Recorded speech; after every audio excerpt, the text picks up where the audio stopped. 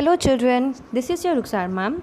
Today we are going to start with the second lesson, Gulliver in Lilliput. Jonathan Swift's famous novel, Gulliver's Travel, describes the adventure of its hero, Gulliver on a voyage to the South Sea Islands in the Pacific Ocean.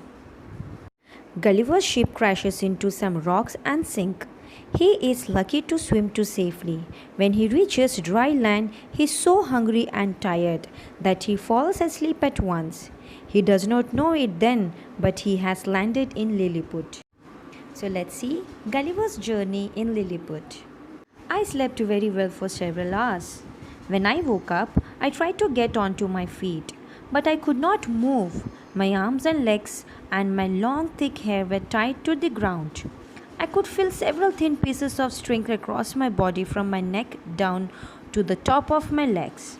The only part of my body that I could move was my eyes. So Gulliver was traveling through the East Indies in Asia.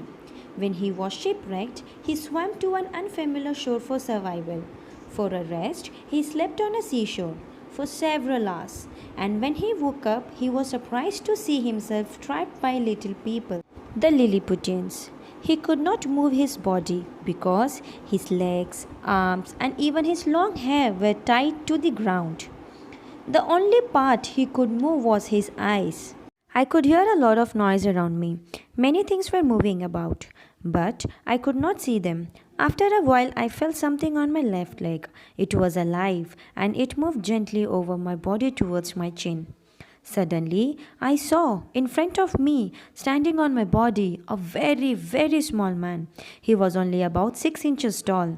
He held a bow and an arrow. Then I felt about 40 more little people climbing over me. I could not believe it. I was so surprised that I shouted very loudly, and all the little people ran away in fright. Many jumped to the ground, and some were badly hurt when they fell off my body. But they returned soon. One of them came very close and called out in a high, clear voice, but I could not understand his language. Lying there made me feel very uncomfortable.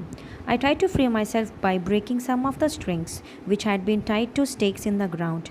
I managed to free my left arm and tried to pull hard on the left side of my head.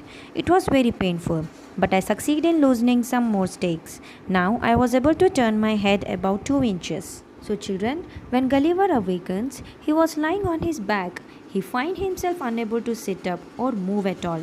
His arms and legs were strongly fastened on each side to the ground. He felt something moving along his body, almost up to his chin. At which point he says that it is a human creature, no 6 inches high, with a bow and arrow in his hand and a choir at his back. So Gulliver will later learn that these creatures are called Lilliputians. So Gulliver shouted and roared loudly, and he manages to free his left arm and his head 2 inches. So what happened next?